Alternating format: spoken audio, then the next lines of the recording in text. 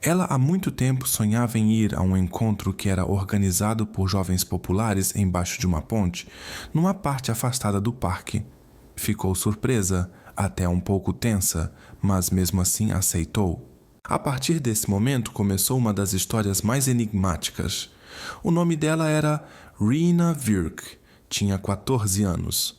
Rena morava em uma área tranquila chamada View Royal, próxima à cidade de Victoria, na Colômbia Britânica.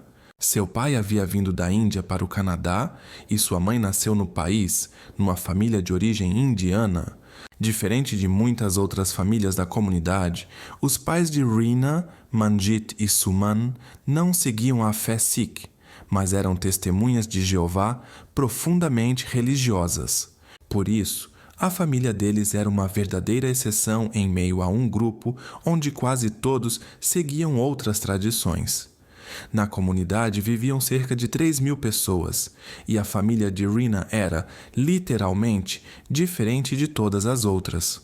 Com o tempo, Rena começou a contestar as regras rígidas impostas em casa. Aos 13 anos, ela saiu de casa e passou a viver sob tutela do governo em um abrigo para jovens. Apesar disso, ela ainda mantinha contato com os familiares. Na noite de sexta-feira, 14 de novembro de 1997, Rena estava sozinha em seu pequeno quarto. Não tinha planos de sair. Queria dormir cedo, pois pretendia visitar os pais na manhã seguinte. No corredor, risadas e vozes ecoavam. Suas colegas se preparavam para sair. De repente, o telefone tocou. Do outro lado da linha estava uma colega da escola, convidando Rena para um encontro à beira d'água embaixo da ponte. Rena recusou a princípio. Não pretendia sair, mas a voz da garota parecia muito sincera, como se aquilo fosse mesmo importante para ela. Os pedidos foram insistentes, quase suplicantes. O grupo que estaria nesse encontro não tratava Rena com muita simpatia no passado. Mesmo assim, ela sempre quis fazer parte daquele círculo. Ainda mais porque alguns deles moravam bem perto, literalmente na mesma construção. Naquele momento, Rena pensou: e se algo tivesse mudado? Talvez eles quisessem conversar de verdade. Mesmo que ela não se tornasse parte do grupo, queria apenas ser tratada com respeito. Um sentimento confuso de medo e esperança a fez sair. Rena foi ao encontro. Na manhã seguinte, ela não apareceu nem na casa dos pais, nem no abrigo. Suman, sua mãe, estava esperando a visita, mas a filha não chegou. No local onde Rena vivia, as regras eram rígidas e ela nunca tinha desrespeitado nenhuma delas antes. Desde então, ela nunca mais foi vista. Suman chegou à delegacia com uma sensação de urgência. Queria que as buscas começassem o quanto antes, mas disseram a ela para esperar 72 horas. Mesmo assim, Suman insistiu e as buscas começaram após 48 horas. As autoridades decidiram começar pelo mais óbvio, a escola onde a jovem estudava. Com quem ela costumava conversar? Como se comportava? Existiam conflitos? Adolescentes muitas vezes desaparecem quando enfrentam dificuldades. E a escola poderia dar muitas respostas. Descobriu-se que Rena Virk não se sentia parte do grupo. Ela era reservada, tinha vergonha da própria aparência e não percebia apoio ao seu redor. Os colegas se lembravam dela como alguém que buscava atenção e aceitação. Em vez de amizade, no entanto, ela recebia desprezo e rejeição, especialmente de outras garotas, tanto na escola quanto no alojamento. Ela vivia sob pressão, como se estivesse sendo constantemente vigiada, dentro e fora do ambiente escolar. Quando Rena deixou de aparecer nas aulas, isso chamou a atenção. Embora ela não fosse das mais populares, seu desaparecimento gerou comentários. Isso porque já circulavam boatos entre os alunos sobre algo que teria acontecido perto do rio numa sexta-feira à noite. E quando ela não apareceu na escola na segunda-feira, a polícia foi acionada. Os investigadores descobriram que duas garotas, Chloe e Jessica, haviam comentado com outros estudantes sobre uma suposta briga com Rena. e contavam isso de um jeito que parecia até se orgulhar do ocorrido. As três moravam no mesmo abrigo, e Chloe e Jessica foram imediatamente levadas para prestar depoimento. Jessica manteve-se fria. Disse que não sabia de nada, que não viu nada, que nem falava com Rena. Já Chloe, sob a pressão do interrogatório, começou a relatar os fatos. Segundo ela, naquela noite à beira do rio, havia um grupo reunido. Ela, Jessica e mais alguns adolescentes. Tinha fogueira, música, bebida. Uma típica noite de sexta-feira. Rena também estava presente. A princípio, parecia apenas um encontro comum. Durante o depoimento, Chloe citou o nome de todos que estavam no grupo. Eram 7 garotas e um rapaz. Ele tinha 16 anos e a mais nova entre as garotas havia acabado de completar 13. O detetive Bob Downey emitiu mandados e mandou trazer todos para depor. Mas essa não era uma situação em que os adolescentes demonstravam arrependimento. Na delegacia, eles se comportavam com naturalidade, até com leveza. Conversavam, riam entre si. Disseram que costumavam se reunir debaixo da ponte, no parque próximo à escola, um local afastado dos olhos dos adultos. Todas as sextas faziam ali suas festas. Música, fogueira, suas próprias regras. Ninguém atrapalhava e ali se sentiam livres. Na noite de 14 de novembro, tiveram uma ideia diferente. Alguém sugeriu chamar Rena. O plano não parecia ter boas intenções, embora não se saiba se todos entenderam o que realmente estava em jogo. De qualquer forma, todos acabaram participando. Quando Rena chegou, ofereceram bebida e pediram que ela se sentasse perto do fogo. Era pois tal a primeira vez que ela participava de algo assim. Nunca tinha estado em um grupo como aquele. Aquele espaço era considerado dos que sabiam como as coisas funcionavam. Certamente, para ela, era importante sentir que havia sido incluída, mesmo que por apenas uma noite. Chloe foi a primeira a correr até Rena. Em seguida vieram outros adolescentes.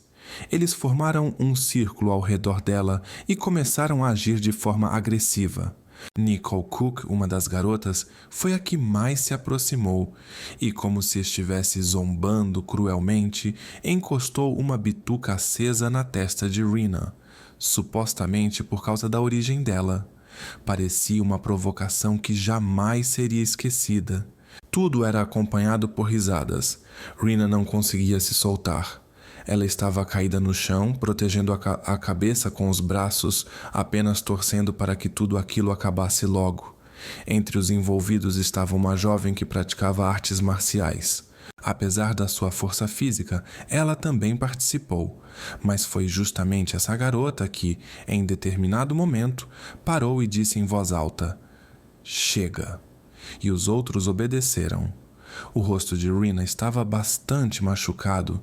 Os adolescentes ficaram parados por perto, observando em silêncio enquanto ela, com dificuldade, se levantava em meio à poeira e começava a se afastar lentamente. Naquele instante, provavelmente ela se sentia completamente sozinha. Era como se o mundo inteiro tivesse se voltado contra ela. Mesmo ao se afastar, ainda ouvia zombarias atrás de si. Todos os 8 adolescentes que participaram do ataque disseram a mesma coisa durante os interrogatórios. A última vez que viram Rena foi quando ela atravessava uma ponte ali perto. Logo depois, o grupo se dispersou. Um dos garotos, Warren, e uma jovem chamada Kelly seguiram na mesma direção que Rena. As casas deles ficavam naquela região e ambos confirmaram que voltaram para casa. Atualmente, os 8 adolescentes estavam sob monitoramento. As roupas que usavam naquela noite foram recolhidas para a perícia. Com novas informações em mãos, a polícia decidiu ampliar as buscas na área da ponte, onde ocorreu o ataque e onde Rena foi vista pela última vez. Abaixo da ponte corria um rio turvo, ligado à Baía de Victoria. O fundo era lamacento, a correnteza forte e as margens cobertas por arbustos espinhosos. As autoridades sabiam que a busca seria complicada. A região sob a ponte e um trecho mais abaixo no rio foram definidos como prioridade. Os mergulhadores tiveram que trabalhar praticamente no tato. A água era tão turva que não se via nada. O fundo era coberto de lodo e algas, onde objetos costumam se acumular e ficar presos por muito tempo. Rick Gosling, um dos integrantes da equipe de busca, lembrava como era tenso avançar na escuridão total, sabendo que a qualquer momento poderia esbarrar em algo que não gostaria de encontrar. Essas coisas só podem ser reconhecidas pelo toque.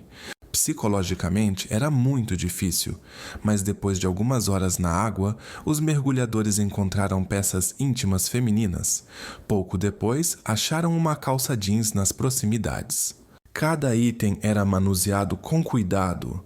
Não tocavam diretamente, mas colocavam tudo em sacos especiais, junto com a água ao redor e até o lodo, para preservar possíveis vestígios como fios de cabelo ou fibras. A equipe esperava estar seguindo o caminho certo, mas naquele dia nada mais foi encontrado.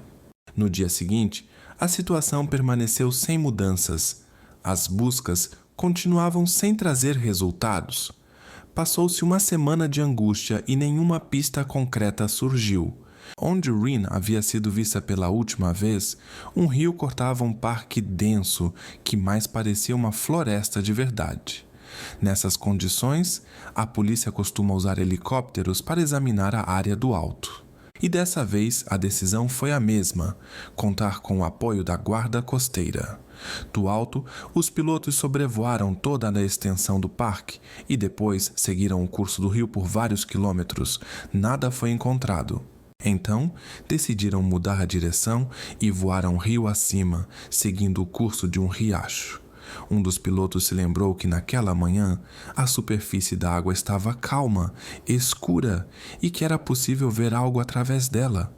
Aproximadamente a 400 metros do ponto onde os mergulhadores trabalhavam, notaram em uma pequena enseada entre os arbustos algo que destoava da paisagem.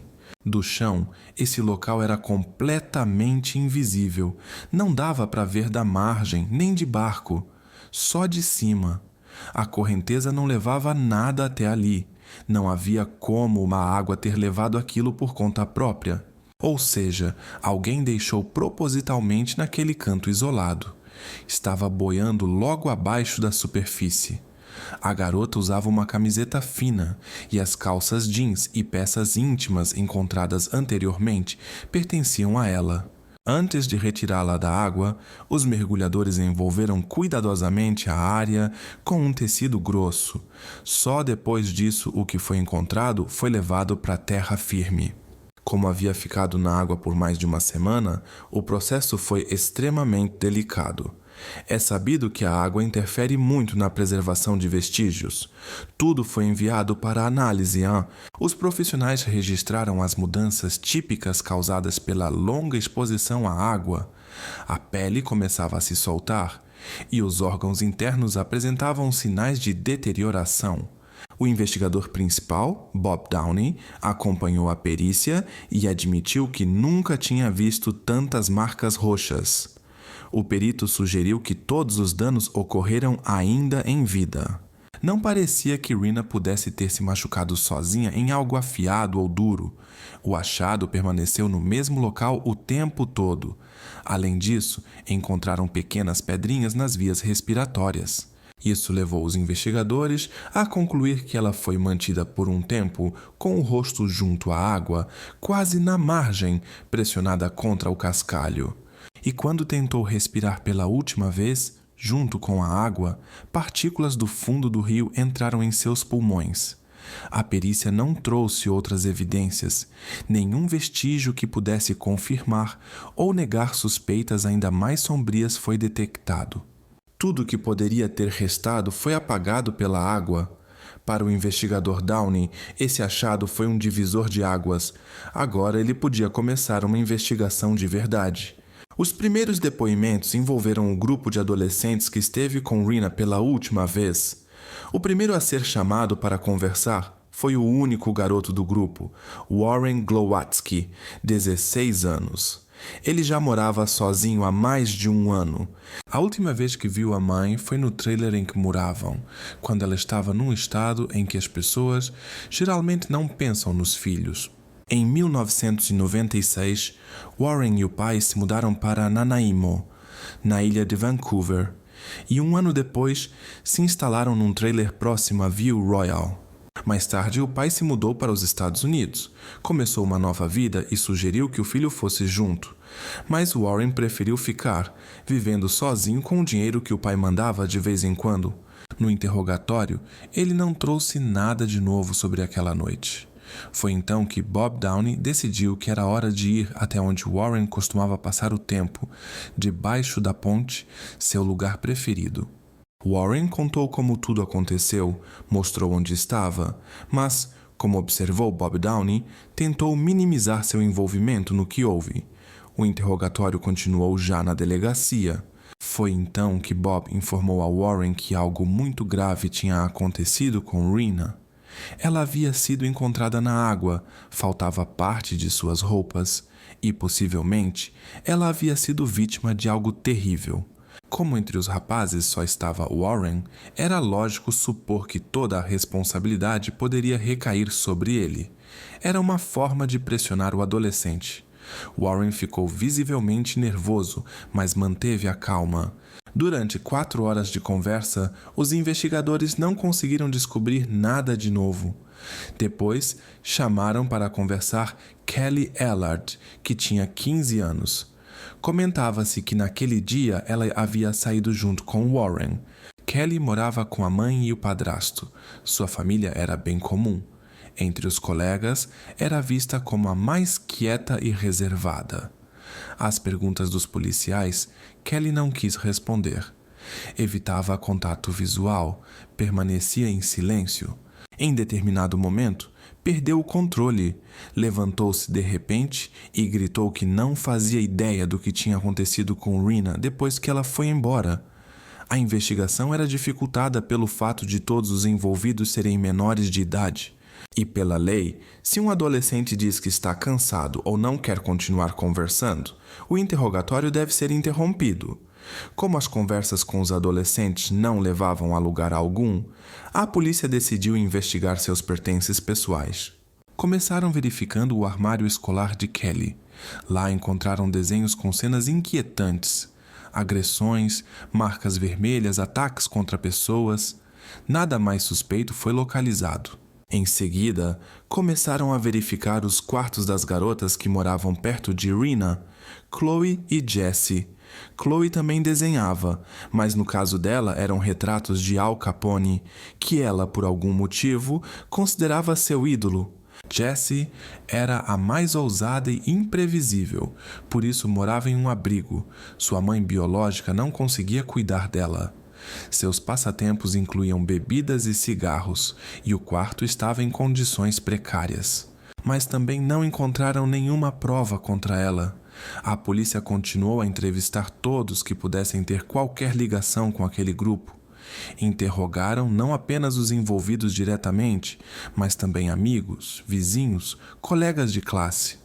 As meninas do abrigo onde moravam, Rena, Chloe e Jessie, contaram que, algumas semanas antes do ocorrido, Chloe e Jessie frequentemente ficavam a sós com Kelly, conversando sobre coisas estranhas. Parecia que estavam tramando algo. Diziam querer dar um susto em Rena, levá-la até a floresta e enterrá-la. Também mencionaram o motivo. Chloe acreditava que Rene estava flertando com seu namorado Sam e por isso guardava ressentimento há muito tempo. Naquela noite, sob a ponte, segundo testemunhas, a primeira a chegar foi Chloe. Logo atrás, veio sua amiga Jessie. Mas foram Warren e Kelly que continuaram seguindo Rena. Quando ela foi vista com vida pela última vez, a polícia trabalhava sem parar, tendo conseguido dezenas de mandados de busca. Revistaram tudo, o apartamento de Warren e também o trailer onde ele ficava. O local estava em completo caos. Garrafas vazias e bitucas espalhadas por todo o lado, no chão, sobre a mesa, entre as almofadas. As paredes estavam sujas e rabiscadas, com pôsteres de uma gangue famosa de Los Angeles, aquela mesma que todo mundo conhece, composta em sua maioria por integrantes afro-americanos. Os membros desse grupo costumavam usar roupas em tons claros: branco, azul claro, azul escuro e cinza. Warren seguia esse código de vestimenta não oficial com rigor. O grupo surgiu em Los Angeles ainda no ano de 1969, quando os adolescentes Raymond Washington e Stanley Tookie Williams decidiram unir forças. Segundo o investigador Bob Downey, Warren talvez também sonhasse em montar algo próprio. Mas tudo isso ainda era apenas especulação e, até o momento, não ajudava a avançar na investigação. A polícia voltou ao bairro onde Rena havia sido encontrada naquela ocasião. Esse local ficava bem distante da área onde os mergulhadores tinham trabalhado anteriormente. Agora, todos os esforços estavam concentrados justamente onde ela havia sido localizada. Durante uma nova imersão, foram encontrados alguns pertences pessoais, um bloquinho de anotações, uma caneta e folhas de papel encharcadas. Tudo isso havia se prendido em algo debaixo d'água e permaneceu ali. Descobriu-se que os objetos estavam ligados ao diário de Rena. Todo o material foi imediatamente encaminhado ao laboratório forense. Nessas páginas poderiam haver pistas que ajudassem a esclarecer o caso. O especialista John Kovac assumiu a análise. Pelas normas, tudo o que é retirado da água precisa ser transportado da mesma forma. Até o papel chegou ainda molhado. A tinta estava parcialmente borrada, mas boa parte do conteúdo ainda podia ser lida. Uma das etapas mais difíceis foi separar cuidadosamente as folhas, e embora isso tenha levado bastante tempo, John conseguiu realizar o trabalho. Algumas anotações se perderam completamente. Os danos causados pela água foram significativos, mas uma parte das páginas se manteve preservada. Pelo que tudo indicava, Rena escrevia naquele diário há muito tempo. Havia muitas entradas, feitas com canetas diferentes e tintas de várias cores. Era possível perceber períodos distintos da vida dela. Após a secagem e cópia de todas as folhas, Kovac repassou o material ao investigador Bob Downey. Nos escritos, Rena frequentemente relatava zombarias constantes e relações desagradáveis com colegas da mesma idade. Ela associava isso ao fato de se destacar na aparência e se sentir deslocada naquele ambiente. Não foram encontrados relatos sobre envolvimentos amorosos ou relações com rapazes. Enquanto isso, os interrogatórios continuavam, mas infelizmente não traziam novos avanços. A polícia conseguiu chegar até uma mulher mais velha, que afirmava ter visto a jovem subindo na ponte, sendo seguida por outras 2 pessoas. Apenas 2 desceram de volta. É difícil dizer se essa testemunha era verdadeira. Talvez tenha sido apenas uma estratégia psicológica usada durante o interrogatório de Warren, mas dessa vez funcionou. Warren começou a falar. Segundo ele, Kelly disse: "Vamos ver como está a Rena." Eles subiram na ponte e a seguiram. Em determinado momento, Kelly acelerou o passo, se aproximou rapidamente de Rena e perguntou diretamente: "Você vai entregar a gente?" "Não, claro que não", respondeu ela. "A gente não é bobo", disse Kelly. Eles se aproximaram de Rena pelos 2 lados, pegaram em suas mãos e a levaram para trás. A fogueira já havia se apagado, mas o calor ainda pairava no ar. Tiraram a jaqueta e os tênis da garota, jogaram tudo ao lado e então voltaram a agir com agressividade. Em determinado momento, ela parou de reagir. Foi então que a arrastaram para mais longe em direção ao rio. Segundo Warren, enquanto a arrastavam pelo chão, as roupas da parte inferior do corpo acabaram se deslocando. Já numa área mais escura do parque, o rapaz parou, mas Kelly continuou puxando Rena até a água. Ela repetia que a garota poderia contar tudo para a polícia. Warren afirmou que pediu várias vezes para Kelly parar, mas ela não lhe deu ouvidos. Segundo ele, viu quando a A cabeça de Rena ficou submersa e, em seguida, algo avermelhado surgiu na água. Kelly negou estar no local naquele momento, mesmo depois de saber o que Warren havia contado. Ela disse que tinha voltado para casa e acreditava que nada de sério aconteceria com ela. A jaqueta e os tênis de Rena, como se descobriu mais tarde, foram encontrados por um ciclista que passava pelo local. Ele os levou para casa e até os lavou. Esses itens acabaram não servindo como prova para a investigação. Ainda assim, o laboratório conseguiu identificar vestígios. Sinais de Rena foram detectados em quase todas as roupas dos envolvidos. No entanto, havia um detalhe que não combinava com a versão de Warren. Os tênis dos adolescentes foram recolhidos pela polícia em estado seco e embalados separadamente. Mas apenas nos sacos com os calçados de Kelly e Warren havia sinais de umidade, o que indicava que os dois entraram na água, apesar de Warren afirmar que apenas Kelly o fez. Os outros adolescentes foram condenados a penas que variavam de 6 meses a 1 ano. Todos receberam punições, mas o promotor Stan Lowe acreditava que Warren apenas estava tentando jogar a culpa sobre Kelly. Ele, como muitos, questionava a veracidade da versão apresentada. Durante o interrogatório cruzado, Lowe pediu que Warren contasse tudo de trás para frente, começando pelo final e voltando ao início. Também solicitou que ele lembrasse mais detalhes, como o que havia ao redor deles naquela noite. Esse tipo de conversa provoca uma tensão interna muito forte. Quando uma pessoa não fala a verdade, é difícil sustentar isso sem se apoiar em lembranças reais. Warren se contradizia, demorava para responder, se irritava e caía em contradições. Ele não conseguiu explicar por que a jaqueta e os sapatos da jovem haviam sido retirados, nem como o jeans poderia ter escorregado, se, supostamente, ela tivesse sido puxada pelos pés. Talvez fizesse sentido se ele ao menos mencionasse que ela foi arrastada pelos braços, mas Warren não soube o que dizer. Ele não fez uma confissão direta, mas, na prática, desistiu. O júri concluiu que ele tinha a mesma responsabilidade pelo que ocorreu quanto Kelly.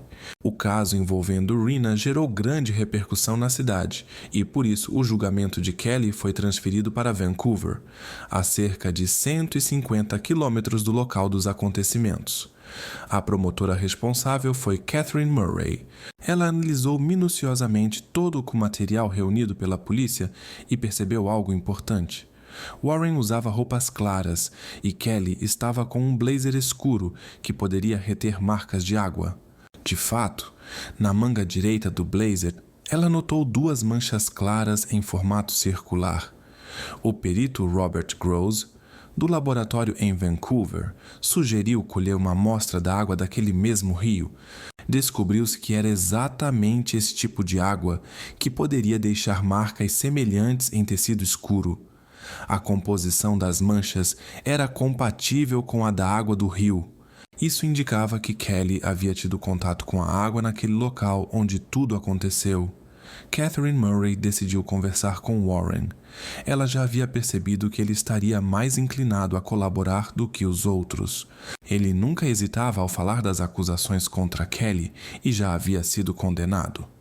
No tribunal, Kelly continuava firme. "Vocês estão perdendo tempo. Eu não estava lá." Ela havia se calado antes e não pretendia admitir nada agora.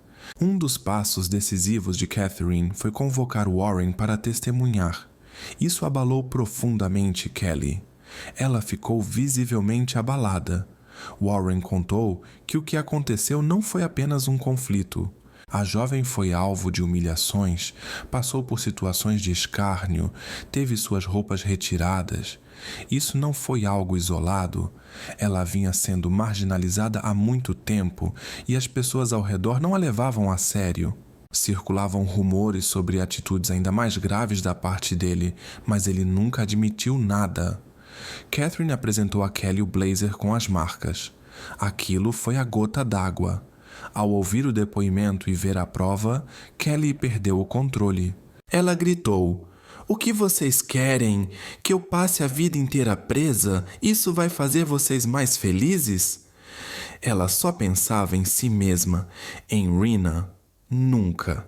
Com seu trabalho, Catherine Murray convenceu o júri de que Kelly sabia de tudo e tentou fugir da responsabilidade. No fim, assim como Warren, ela foi considerada culpada. Como Warren tinha 16 anos na época dos acontecimentos, ele tinha o direito de solicitar liberdade condicional após 7 anos.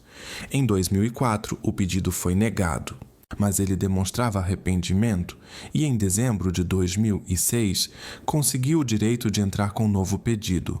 Em junho de 2010, foi libertado condicionalmente. Kelly também recebeu uma pena sem direito à liberdade condicional nos primeiros 7 anos. Hoje ela usa outro nome, Carrie Marie Sim. Depois foi autorizado o direito a visitas conjugais, e assim como Warren, ela acabou sendo liberada sob condicional. Atualmente, ela tem 2 filhos.